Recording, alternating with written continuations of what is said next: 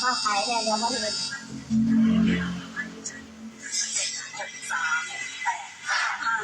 7 จะเด็ก3แต่ได้เราตั้งเอา5ฟังถูกปะเนี่ยเลข63 895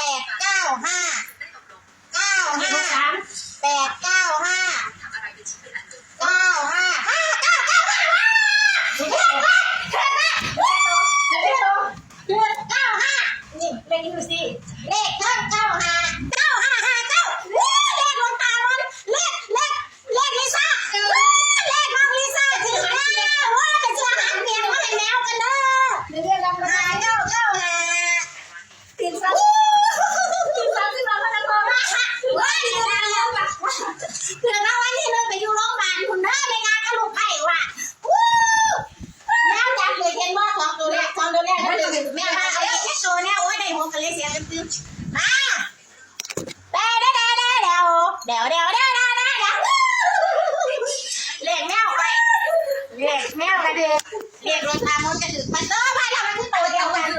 แกซื้อปะแกบ่ซื้อแกบ่เล่น